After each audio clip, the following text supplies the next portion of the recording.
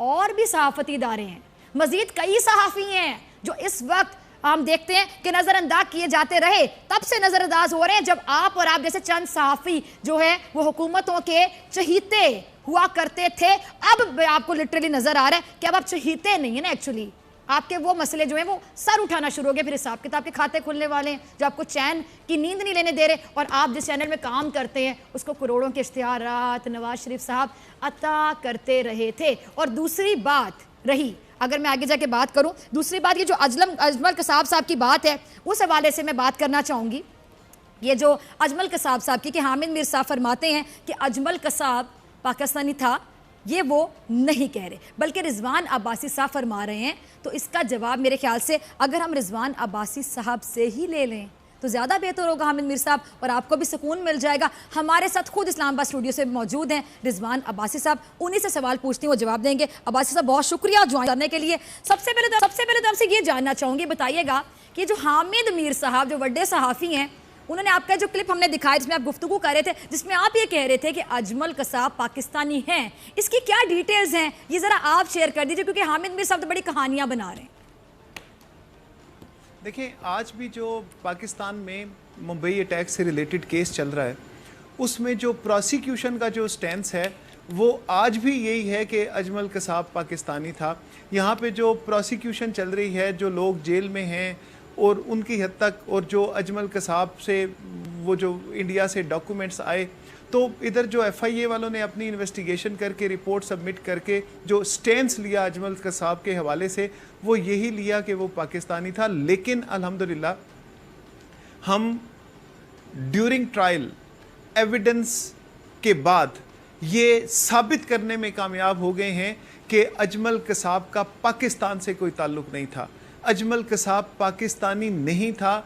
ये evidence manipulate करके, झूठे बयान देकर, झूठे बयान रिकॉर्ड करके, जेली डॉक्यूमेंट साथ कोर्ट फाइल के लगाकर ये उन्होंने अजमल कसाब को पाकिस्तानी साबित करने की कोशिश की। लेकिन ट्रायल के दौरान ये साबित हो गया कि अजमल कसाब पाकिस्तानी नहीं था। अजमल कसाब का पाकिस्तान से किसी किस्म का कोई ताल्लुक़ नहीं था। ये अब आज हम, और आज से मेरे ख्याल से 2 साल पहले हम ये बात साबित कर चुके हैं कोर्ट ऑफ लॉ में, और इंशाल्लाह ये चीज़ें बहुत जल्दी सबके सामने भी आ जाएंगी कि इस केस की रजिस्ट्रेशन और ये सारा जो था, ये इसके पीछे क्या मुहरकात थे, कैसे बेगुनाह लोगों को इस केस में मुलविस किया गया पाकिस्तान में, कैसे पाकिस्तान को कनेक्ट करने की जो है वो मज़मूम कोशिश की गई इस इंडियन एपिसोड के साथ, और ये सारा। लेकिन मैं आपके सामने पूरी रिस्पॉन्सिबिलिटी से ये बात कह रहा हूँ कि हम इस अदालत में, एंटी टेररिज्म कोर्ट में ये साबित, अल्हम्दुलिल्लाह ये साबित कर चुके हैं कि अजमल कसाब पाकिस्तानी नहीं था और उसका पाकिस्तान से कोई ताल्लुक़ नहीं था। अच्छा, आपसे जानना चाहूँगी रिजवान अब्बासी साहब, किसी भी जो इंसान आपको देख रहा है, कोई भी शख्स आपको देख रहा है, टीवी देख रहा है, इस टाइम पे बोल न्यूज़ देख रहा है, ऐसे नहीं चले देख रहा है, आपकी गुफ्तगू, आपका मौक़िफ़ सुन रहा है, उसके जहन में एक सवाल आएगा कि तहकीकात मुकम्मल होने के बाद हामिद मीर साहब ने आपका कोई मौक़िफ़ दोबारा नहीं दिया? नहीं, उसके बाद जो है ड्यूरिंग ट्रायल और उसके बाद जो है दोबारा इस बारे में उन्होंने कोई मेरा वर्शन नहीं लिया अजमल कसाब के हवाले से या किसी और हवाले से। तो आप इसको कैसे देखते हैं? क्या ये सहाफत या ऑथेंटिसिटी है कि तहकीकात के बाद आपका कोई मौक़िफ़ ही ना लिया गया हो? यानी जहां पे मौक़िफ़, उनके मौक़िफ़ को डिफेंड करे, वहां तक वो बड़ा डिंडोरा पीटते रहें, लेकिन बाद में वो आपका मौक़िफ़ ना लें। अभी तो देखें, ये मौक़िफ़ वाली बात ही नहीं है, अभी तो ये एविडेंस वाली बात है। कुछ गवाहान थे जिनके बयानात की रोशनी में FIA वाले ये क्लेम कर रहे थे कि अजमल कसाब पाकिस्तानी है।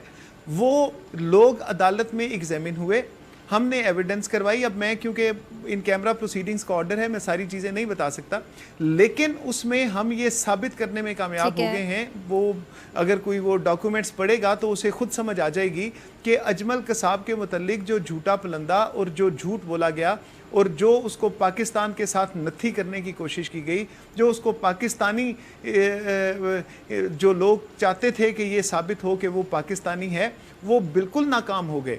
और एविडेंस की मजबूत शवाहिद की बुनियाद पे वो नाकाम हुए कि और वो जो जैली जो झूठी शहादतें जो उन्होंने पेश की हुई थी वो बिल्कुल जो है वो सस्टेन नहीं कर सकी कोर्ट ऑफ लॉ में, और ये साबित हो गया कि वो पाकिस्तानी नहीं था। तो अब तो मौक़िफ़ वाली बात नहीं है, अब तो एविडेंस वाली बात है।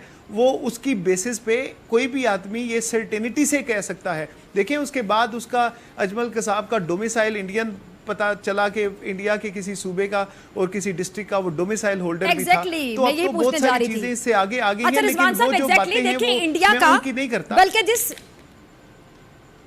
ठीक ठीक अच्छा जिस रेवेन्यू ऑफिसर ने उसका डोमिसाइल निकाला था उसको भी जॉब से जाना पड़ा। ये तमाम खबरें सरहद पार से यहाँ पर आई, और ये आपको भी पता होगा कि डोमिसाइल के लिए अगर आपका डोमिसाइल भारत ही निकलता है, जैसा कि सामने आ चुका कि अजमल कसाब का डोमिसाइल भारत ही पकड़ा गया, उसके लिए तो बड़ी दस्तावेजात चाहिए होती हैं, डॉक्यूमेंट्स चाहिए होते हैं। फॉर एग्जाम्पल आपका पासपोर्ट, आपका ID कार्ड, आपका बिजली का बिल, गैस का बिल, बहुत सी चीज़ें। तो वो तमाम डाटा मिलने के बाद ही उस रेवेन्यू ऑफिसर को जॉब से जाना पड़ा ना। फिर भी ऐसे लोग ऐसा एजेंडा करते हैं, आपको क्या समझ आता है? देखें आप इस चीज़ पे ज़रा गौर करें कि आपकी बात दुरुस्त है कि डोमिसाइल जो है कोई भी आदमी जाए डोमिसाइल बनवाने के लिए तो उसे डोमिसाइल नहीं मिलता। पहले ये देखा जाता है कि क्या वो उस एरिया का रहने वाला है। डोमिसाइल जो है बाज़ एरियाज़ में जो है वो रेजिडेंट सर्टिफिकेट्स होते हैं, और ज़्यादातर जो है वो डोमिसाइल हमारे सब कॉन्टिनेंट में चलता है। तो वो डोमिसाइल के लिए प्रॉपर एक inquiry on the basis of documents होती है, और उसके बाद ये डिक्लेयर किया जाता है कि वो आदमी इस एरिया का रहने वाला है कि नहीं है। और फिर जब तसल्ली होती है कि he is resident of that area, तो फिर उसको डोमिसाइल इशू किया जाता है। तो उसका जो है इंडियन डोमिसाइल निकला।